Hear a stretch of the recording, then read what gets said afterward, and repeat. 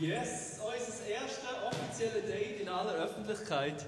Hey, Beziehungen sind das Schönste von uns im ganzen Leben, oder?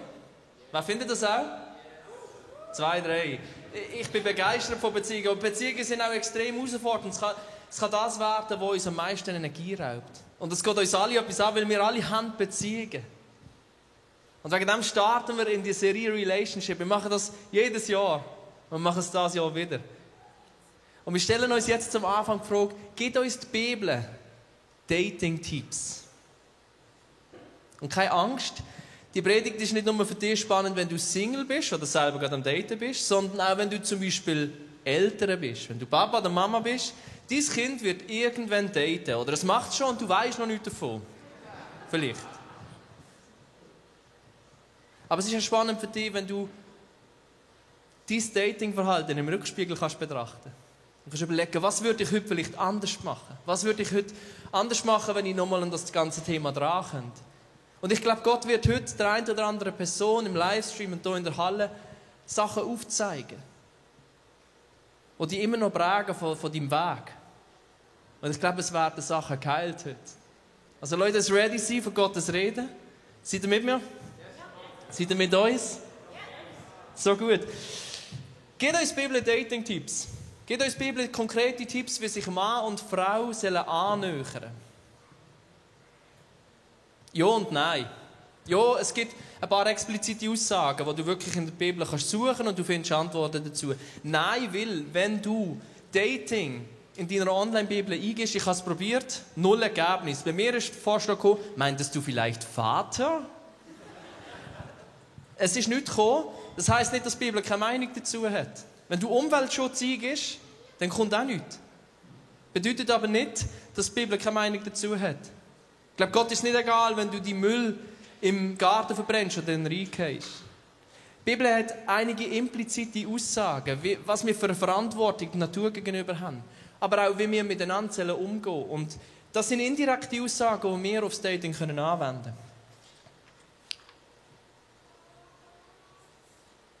Uns ist ein Anliegen, dass wir die Aussagen der Bibel kennen, weil die Gesellschaft, wo wir daraus kommen, wo wir drin leben, hat eine klare Meinung zu Dating. Jeder zweite Song erklärt uns, wie die Liebe zwischen Mann und Frau funktioniert. Jeder Film tut uns irgendwie darstellen, wie das Dating heutzutage ablaufen soll.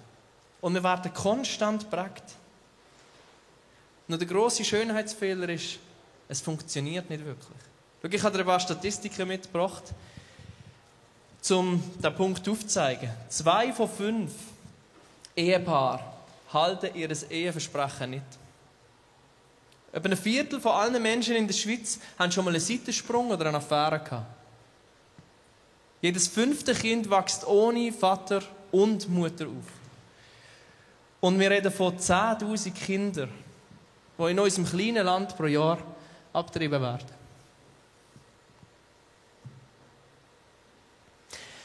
Unsere Gesellschaft macht Dating zum Dauerthema, ohne selber zu wissen, wie es eigentlich funktioniert. Der Paulus hat viele Gemeinden gegründet und hat ja genau die Situation gehabt, dass Menschen irgendwo hergekommen sind, sich in dieser Gemeinde angeschlossen haben und all die Menschen haben eine Prägung gehabt. Und er hat in seinen Briefen, die er diesen Gemeinden geschrieben hat, immer wieder Alternativen aufgezeigt, wo Jesus uns gezeigt hat, wie wir die Themen auch angehen können. Und wir schauen jetzt in einen Brief rein, den Epheserbrief.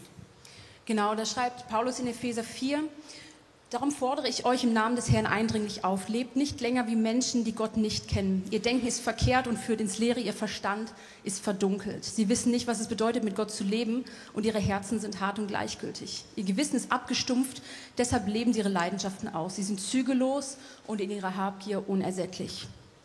Aber ihr habt gelernt, dass ein solches Leben mit Christus nichts zu tun hat. Was Jesus wirklich von uns erwartet, habt ihr gehört.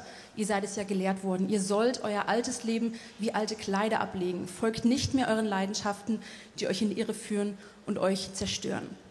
Ich finde, die Bibel macht ja ziemlich klar, dass wenn wir in der Kultur von so einer Welt leben, die nicht weiß, wie es ist, mit Gott zu leben, dass wir dann ihre Früchte ernten werden, die uns in die Zerstörung führen. Und die Statistiken von vorher zeigen uns so ein bisschen, wie diese Früchte aussehen, wenn es um Beziehung, Ehe, Dating oder Sex geht. Und ich weiß nicht, wie es dir geht, aber mir schmecken diese Früchte nicht, ich habe da keine Lust drauf. Es ist einfach zu sagen. dass man das nicht will. Aber woran liegt es denn? Weil Spoiler-Alarm, auch christliche Ehen werden geschieden. Aber was sind denn solche Teachings, die Welt oder diese Kultur, die uns lehrt, die zu solchen Zahlen führen? Was lehrt uns denn die Bibel, wenn es um Dating geht oder Beziehung, Ehe, Sex, Familie? Und was sagt Gott dazu? Was sagt die Bibel dazu? Und bei diesem Prozess wollen wir mal ganz vorne anfangen von diesem ganzen Dating, und das beginnt ja meistens beim Single-Sein. Ich weiß nicht, ob dir das schon mal aufgefallen ist, aber es gibt wirklich wenig Filme oder Serien, die das Single-Sein mal so richtig abfeiern. Single-Sein ist wie so ein unvollendeter Zwischenzustand, der ist auch nicht erwünscht, und du bist irgendwie unvollendet. Als würde dir was fehlen, was du brauchst, um glücklich und erfüllt zu sein.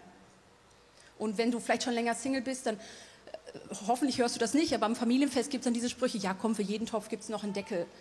Und ich glaube, das ist eine große Lüge von unserer Gesellschaft. Du vervollständigst mich. Das suggeriert irgendwie, als wäre ich vor wie ein halbes Glas Milch rumgelaufen. Ja, du bist halt halb voll, bis du deine bessere Hälfte gefunden hast. Was sind denn das für Aussichten? Ich glaube, wir sind für Gemeinschaft geschaffen, mit Gott und mit anderen, aber das bedeutet nicht, dass du vorher inkomplett oder irgendwie nur halb bist, bis du den richtigen Partner gefunden hast. Ein Mensch macht dich nicht komplett. Gott macht das. Oder viele Menschen glauben, es gibt den einen. Ich glaube, das verdanken wir vor allen Dingen Disney-Filmen. Da geht es immer darum, den einen zu finden, und wenn du den einen gefunden hast, endlich, dann beginnt dieses erfüllte Leben, dann trittst du ein in das Glück und bist glücklich bis an dein Lebensende. Disney-Filme enden irgendwie immer so, mit der großen Hochzeit, und es ist wunderschön. Und irgendwie die einzige Ausnahme bei diesen Disney-Paaren scheint irgendwie die Eiskönigin Elsa zu sein, aber vielleicht bei Frozen 3 erfinden sie dann den Eiskönig auch noch passend zu ihr. Aber es geht irgendwie so um, Hauptsache du findest den einen, und dann ist es gut, dann geht es dir gut. Ich finde, da tauchen relativ schnell zwei Probleme auf. Erstens, wenn es für jeden nur den einen oder die eine geben würde, was ist, wenn du dich verpasst oder es versaust beim ersten Date? Ja, hast du dann Pech gehabt?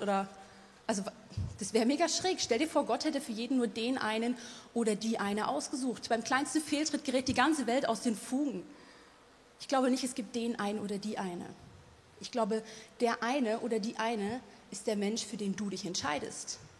Dani ist mein Einer. Er ist der eine für mich, aber weil ich mich für ihn entschieden habe und für niemanden sonst. Ein zweites Problem, was ich glaube, wenn wir das Gefühl haben, der eine ist da draußen, wir müssen ihn eigentlich nur finden, ist, dass es eine ganz schön einseitige Geschichte ist. Ist dir aufgefallen, dass Disney-Filme immer mit der Hochzeit enden? Es geht darum, den einen zu finden, und dann enden sie mit der Hochzeit, und dann ist alles gut, dann wird es so schön, und dann Sonnenuntergang und Regenbogen und alles. Aber ob das dann eine gute Ehe wird, ist eine andere Frage. Ich habe mal ein Bild von Schneewittchen mitgebracht, vielleicht zur Hochzeit und dann später, real life. Ja, ob du konfliktfähig bist, ob du weißt, wie du den anderen ehrst, ob du lernbereit bist, ob du gute Werte hast, ob du sanftmütig und liebevoll bist, Vergebung und Gnade übst. Ja, das kommt automatisch, oder? Weil du hast ja den einen gefunden. Scheinbar schon, weil vorher redet da irgendwie niemand drüber. Aber das ist einfach keine Garantie. Oder wenn du vielleicht die Bibel als Hilfe nimmst, den einen zu finden, dann findest du tatsächlich so vielleicht 2 oder 3 explizite Tipps. So eine nörgelnde Frau, davon wird dir mehrmals abgeraten in den Sprüchen, oder ganz so ein Taugenichtstypen, wo es heißt, der bringt Schande über dich. Aber das war's dann auch. Danke Bibel für diese Tipps, wie ich den einen finde. Wenn du die Bibel aber als Hilfe nimmst, herauszufinden, ob du der eine bist, der begehrenswert für andere bist, ob du derjenige bist, der nach Gottes Willen lebt, dann sieht es völlig anders aus. Ist die ganze Bibel voll davon. Es scheint in diesem Moment mehr darum zu gehen, um dich, als um alle anderen. Ja. Und an diesem Punkt ist wichtig, dass wir uns nicht missverstehen, denn es geht nicht darum, den anderen zu gefallen. Es ist auch nicht deine Mission, der eine zu werden. Aber ich will dich an dieser Stelle ermutigen, wenn du Single bist, nutz die Zeit, um zu der Person zu werden, die Person sucht, die du suchst. Weil ich glaube, du ziehst letzten Endes immer die Personen an, die an deinen Früchten interessiert sind. Trainier zum Beispiel die Körper voll durch, bis du voll trainiert bist und top aussiehst. Und du wirst Menschen anziehen, die auf schöne Körper stehen. Lege mega Karrieren an und du willst Businessleute anziehen. Spiel Gitarre wie ein kleiner Gott und du ziehst Musikliebhaber an. Gib alles dafür, Jesus ähnlicher zu werden und du ziehst Menschen an, die auf Jesus stehen. Und als Dani und ich uns kennengelernt haben, waren wir so an zwei relativ unterschiedlichen Punkten. Ich kam gerade aus einer Beziehung raus, meine Beziehung ging gerade so in die Brüche und er war schon sehr lang Single. Das bedeutet, er war eher auf der Suche nach einer Beziehung. Und der Vorteil, wenn du auf der Suche nach einer Beziehung bist oder wenn du eher auf der Suche bist, ist, dass du Zeit hast, dir genau zu überlegen, was du willst und wohin du willst und wie du Dating angehst. Wir haben mal so einen Prozess mitgebracht. Wir sagen, dein Ziel definiert auch deinen Prozess. Vielleicht können wir den mal eben einblenden. Also dein Ziel definiert genau, wie du diese Geschichte angehen kannst. Und Dani hatte zum Beispiel ganz klar eigentlich in seiner Zukunft eine Ehe vor Augen. Das heißt, er wollte möglichst wenig Zeit mit Frauen verschwenden, die er eigentlich nicht heiraten möchte. Und ich habe mir darüber relativ wenig Gedanken gemacht in meiner Datingzeit. Und in meiner Beziehung vor ihm habe ich erst nach 1,5 Jahren eigentlich gemerkt, dass das gar nicht ein Mann ist, den ich heiraten möchte. Und klar, das findest du ja auch nicht beim Daten oder in der Beziehung so schnell heraus. Aber in meinem Fall war das so, dass ich diese Frage eigentlich schon vor der Beziehung hätte beantworten können, wenn ich ehrlich gewesen wäre. Ich habe mir die Frage einfach nicht gestellt. Aber es macht einen großen Unterschied, ob du dir Gedanken machst, wo du hin willst oder wo auch eben nicht. Und bei uns beiden folgte dann so das Kennenlernen. Und wir hatten das große Glück, dass wir uns in so einer Gruppe kennengelernt haben. Und das ist übrigens mega, mega wertvoll. Wenn du jemanden kennenlernen möchtest, einfach mal die Person ein bisschen spüren und schauen, ist das ein interessanter Mensch, dann mach das, wenn möglich, immer in einer Gruppe. Dann ist der Fokus weg von mir und ihm, sondern mehr auf den anderen auch. Und man kann sich so ein bisschen so aneinander herantasten, ohne dass es gleich mega awkward wird. Also Männer, wenn ihr eine Frau auf ein Date bitten wollt, wenn ihr die Möglichkeit habt, verbringt erst Zeit in der Gruppe mit ihr. So habe ich als Frau die Möglichkeit zu spüren, fühle ich mich überhaupt sicher und wohl in der Gegenwart von diesem Typen, bevor ich alleine stuck bin mit ihm auf einem Date und es vielleicht mega schräg wird und ich mich super unwohl fühle. So wird es kein schönes Date. Und dann ist die nächste Frage, ja, wonach suchst du? Also was ist dir wichtig, bevor du entscheidest, ob du mit einer Person auf ein Date gehst oder ob eine Beziehung überhaupt in Frage kommt? Und da gibt es jetzt super viele Kriterien. Ich denke, ganz, ganz vorne stehen sicher Aussehen und Charakter. Und manche sagen jetzt vielleicht, ja, Charakter ist eigentlich wichtiger als Aussehen, Charakter sind die inneren Werte, das ist wichtig, aber das Aussehen ist auch nicht unwichtig. Ich habe euch ein Bild mitgebracht dazu. Also, wenn wir ganz ehrlich sind, ist Aussehen auch wichtig, oder? Lies dir mal das Hohelied durch. Guck mal, wie die schwärmen voneinander. Die benutzen so viele Wörter, um dem anderen zu sagen, wie schön sie ihn finden. Es ist wichtig, dass dir der andere gefällt. Aber Aussehen ist halt leider auch das, was sich am schnellsten verändert. Wir alle verwelken einmal. Und der Charakter ist das bleibt. Der Charakter ist wie das innere Parfüm. Und das muss dir schmecken, wenn du entscheiden möchtest, hey, will ich mit dieser Person mal auf ein Date oder eine Beziehung eingehen. Dann, was für uns ein mega wichtiges Kriterium ist, ein Killerkriterium. Wenn Jesus das Fundament in deinem Leben ist, dann macht es Sinn, sich zu überlegen, ist Jesus auch das Fundament in dem Leben von dieser anderen Person? Weil Christsein ist kein Hobby.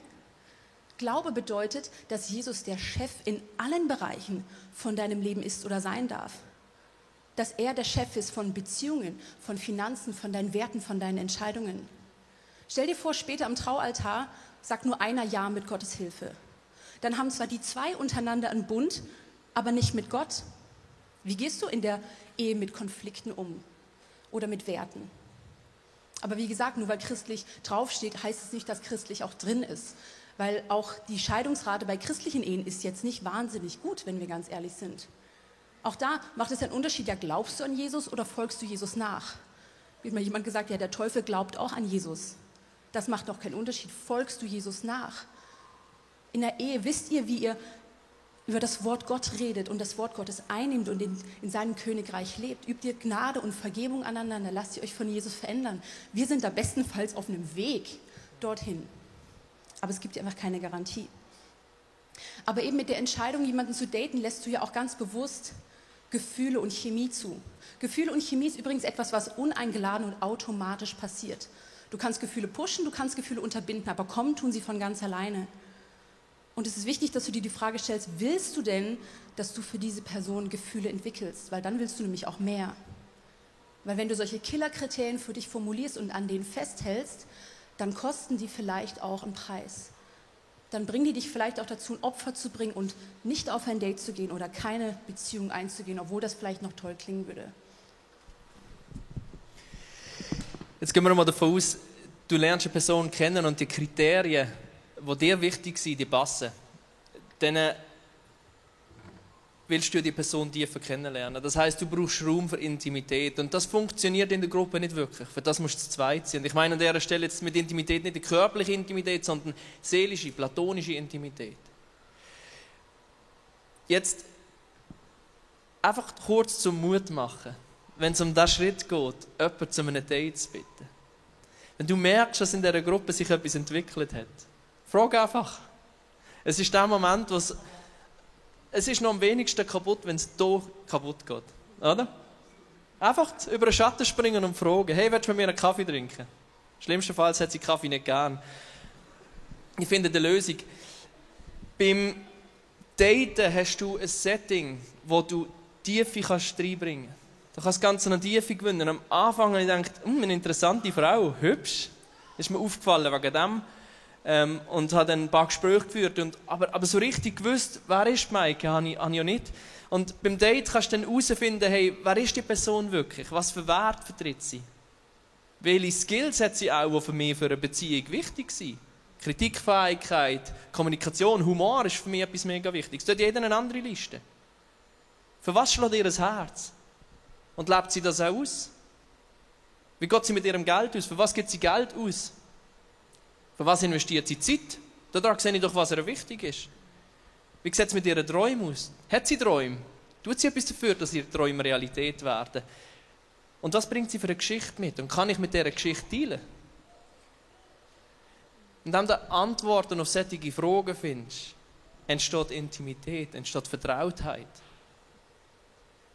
Und du verstehst, wer dein Gegenüber wirklich ist.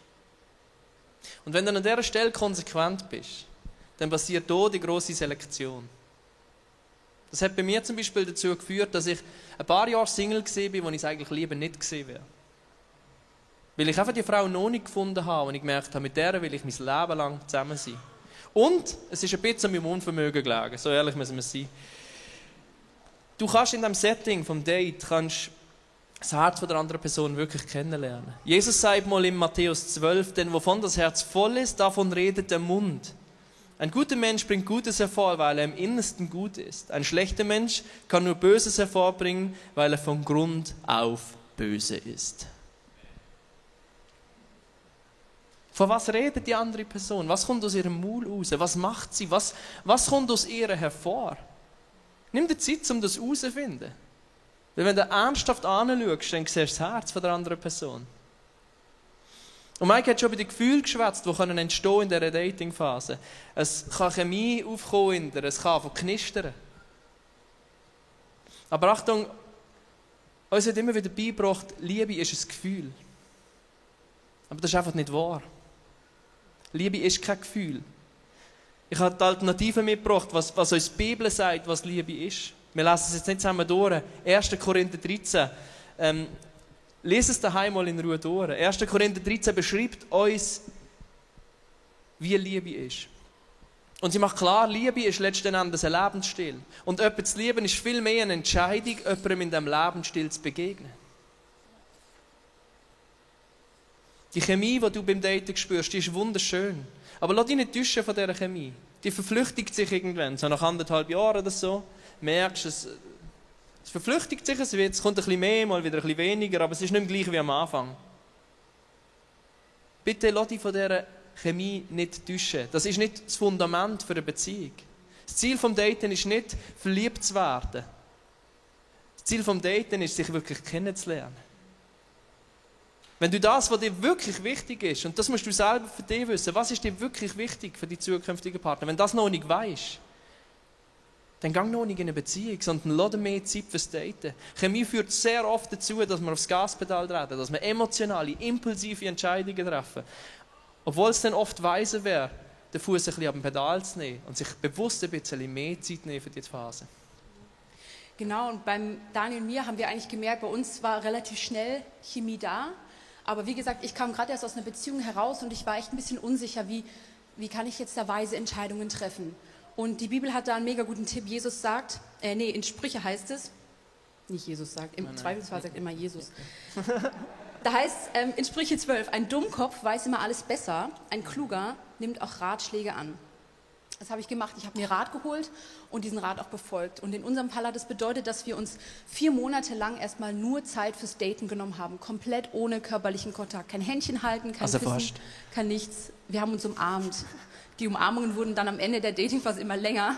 Aber sonst nichts. Und das war ehrlich gesagt ein bisschen anstrengend und auch mühsam. Aber ich bin mega froh, dass wir das im Nachhinein gemacht haben, weil es hat uns so viel Raum und Lockerheit gegeben, einander erstmal abzuchecken und diese Häkchen zu setzen. Obwohl das auch eine anstrengende Zeit war. Danke Mama übrigens für diesen weisen Rat. Und als wir dann endlich nach ein paar Monaten Dating zusammenkamen, haben wir schon gemerkt, diese entstandene Chemie, die löst auch Sehnsucht aus. Und in der Beziehung löst das wiederum Spannungen aus.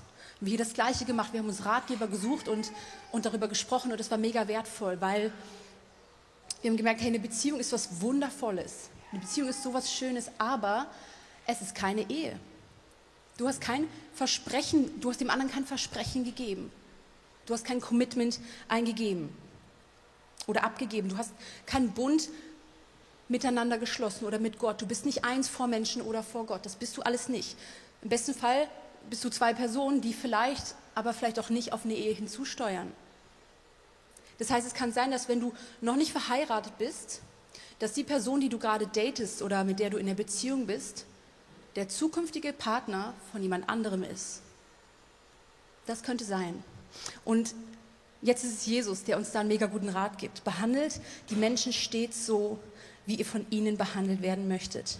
Das ist die Botschaft des Gesetzes und der Propheten. Das steht in Matthäus 7.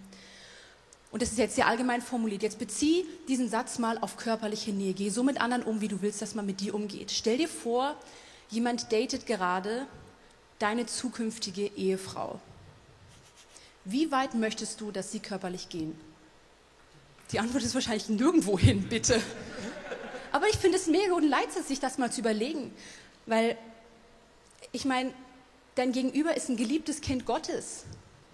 Egal, wie es zwischen euch ausgeht, versuch diese Person zu ehren. Sie ist ein Kind Gottes, genauso wie du. Der Dani und ich in unserer Datingphase, hätten wir gerne stundenlang knutschen auf dem Sofa verbracht. Ja, logisch, hätten wir das gerne. Also ja, das ist doch klar, aber wir haben das bewusst nicht gemacht. Wir haben uns entschieden, hey, dieses Kennenlernen wollen wir ernst nehmen, weil je mehr körperliche Nähe du lebst, desto mehr Sehnsucht danach entsteht auch. Und dann ist es wie gut, wenn man so wie so ein Abstand zwischen sich wahrt, den vielleicht sogar künstlich wahrt, auch wenn das mühsam ist, auch wenn das seinen Preis hat, auch wenn nicht das kostet. Weil bis du Ja mit Gottes Hilfe sagst vor dem Traualtar, kann es sein, dass du dich wieder trennst. Beziehungen gehen halt in die Brüche und das ist okay, das ist ja nicht das Ende der Welt. Aber die Frage ist, was ist vorher alles schon passiert, bevor diese Beziehung in die Brüche geht? Was ist alles deine Verantwortung? Wenn wir rausschauen, was die Gesellschaft uns beibringt, dann kommen wir schnell zu der 3. Date-Regel. Sex beim 3. Date. Du musst wissen, wie es funktioniert in der Kiste. Weil mega blöd, wenn du heiratest und du weißt nicht, wie es im Bett läuft. Übelst mühsam. Und die meisten Menschen glauben das. Ich habe Statistiken angeschaut und Statistiken. Beim 5. Date will der Durchschnittsmann Sex, beim 9. Date die Frau. Mach das, was deine Gefühle dir sagen. Ich höre den Satz immer wieder. Und ich denke mir, das ist doch die beste Grundlage, um irgendwann einmal eine Affäre zu haben. Weil der Paulus schreibt im Epheserbrief, hey, Achtung, eure Gefühle, eure Leidenschaften führen euch immer wieder in die Irre. Seid euch dessen bewusst. Und es ist einmal mehr der Moment, um sich nochmal die Früchte in Erinnerung zu rufen. 40% Scheidungsrate, 25% haben mal eine Affäre gehabt, etliche verletzte Herzen allein in meinem Umfeld.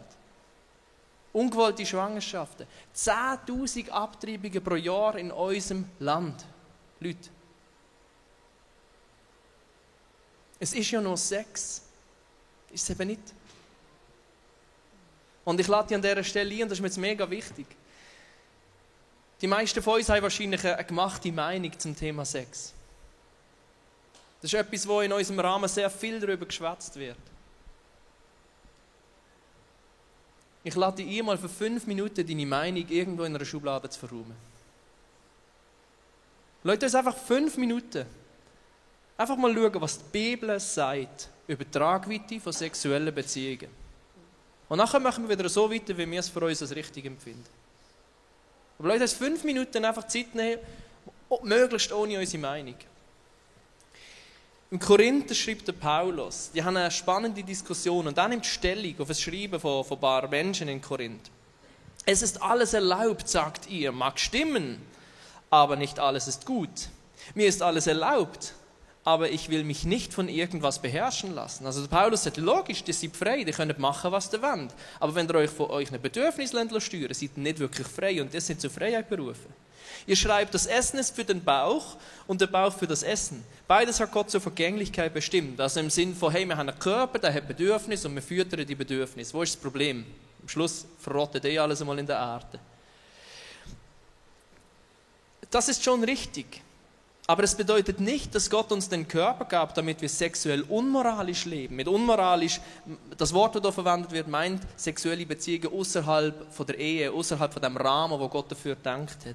Vielmehr wurde auch unser Körper zum Dienst für den Herrn geschaffen. Deshalb ist es Gott nicht gleichgültig, wie wir damit umgehen.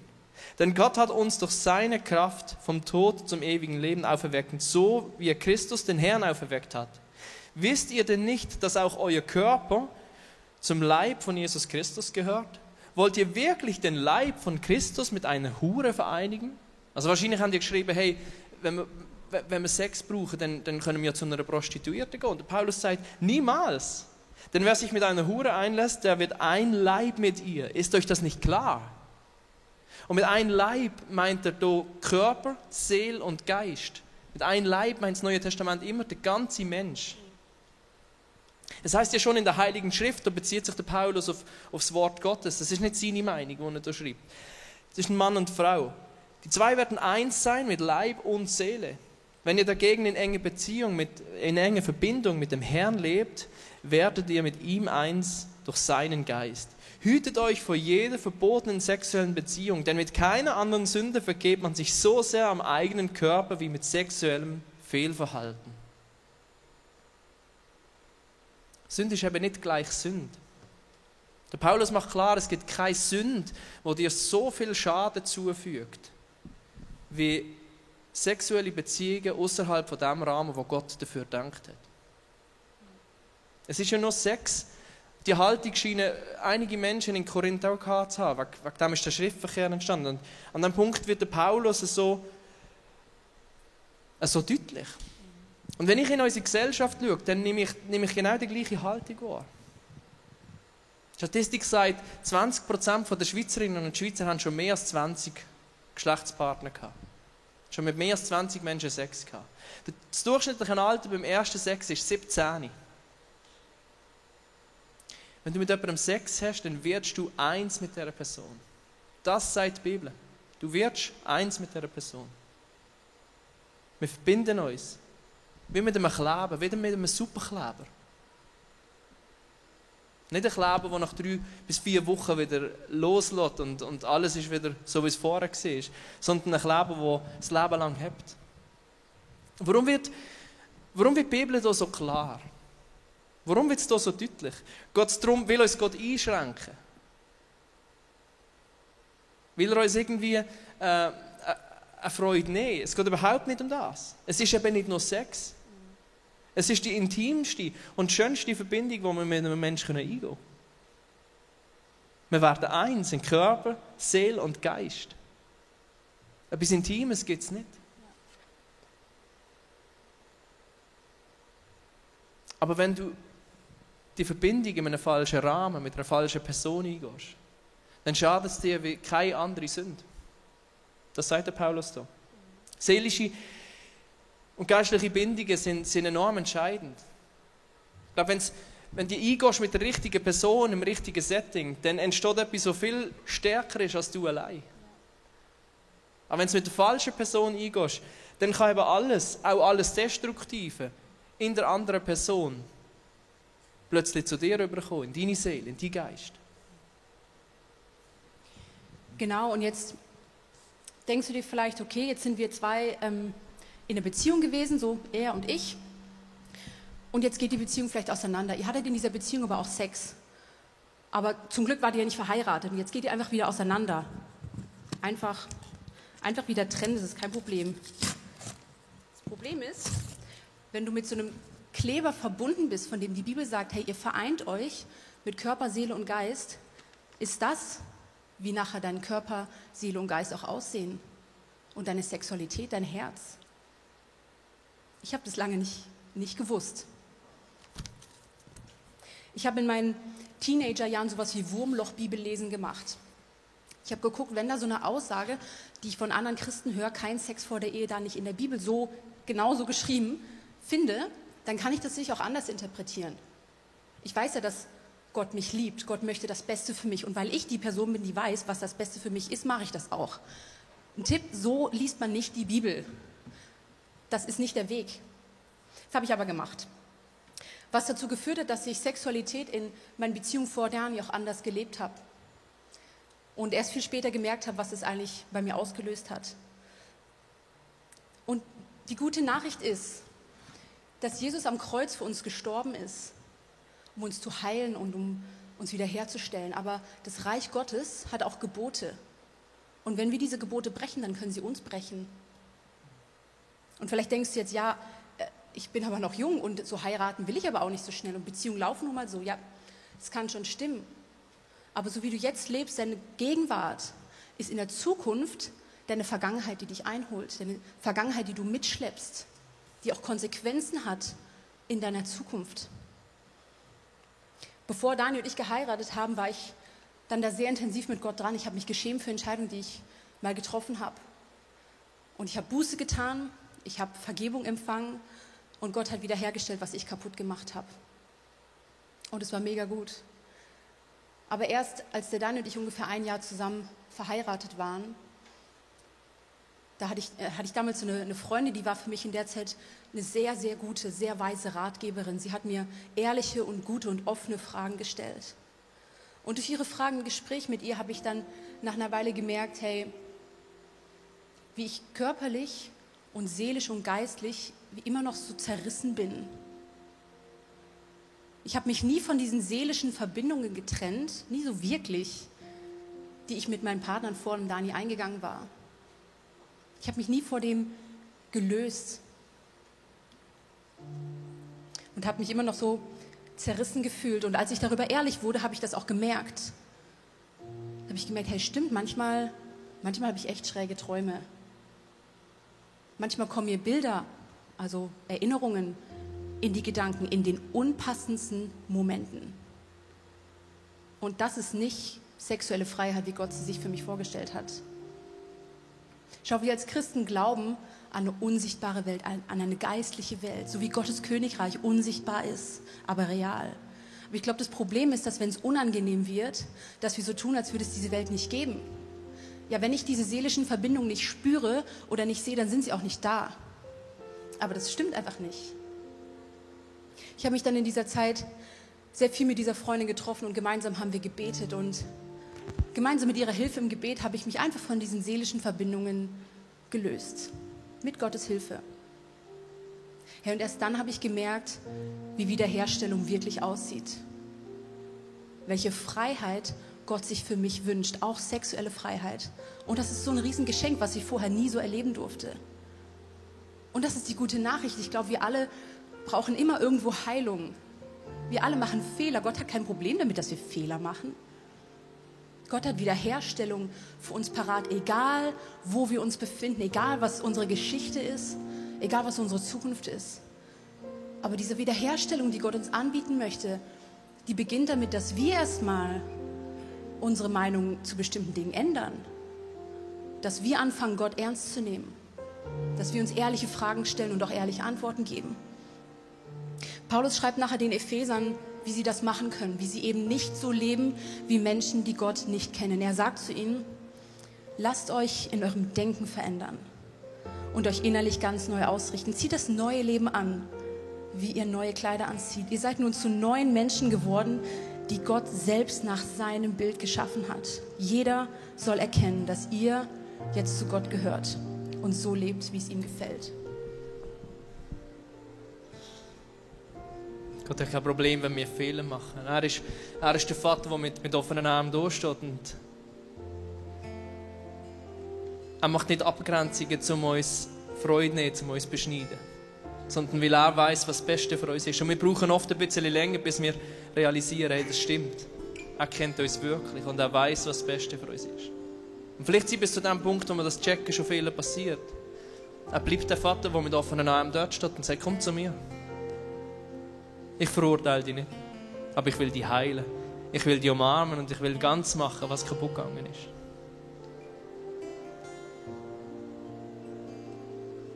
Und wir sind hier zusammen und jeder hat seine eigene Geschichte. Und der Bibelvers sagt, lasst euch euer Denken verändern. Du musst dich jetzt nicht anstrengen, du musst jetzt nicht dir selber moralisieren. Du darfst darauf vertrauen, dass der Geist Gottes dir zeigt, was dran ist. Wenn du mit ehrlichem Herz und mit Bereitschaft, dass er auf dein Herz einwirken darf, vor ihn kommst, dann wird er dir zeigen, was dein Schritt ist. Und wir werden nachher einen Moment still sein und du kannst einfach Gott fragen, hey, was ist für mich dran? Zeig mir, was es bei mir braucht, damit ich mein Denken mehr und mehr in die Richtung verändern kann, wo du willst.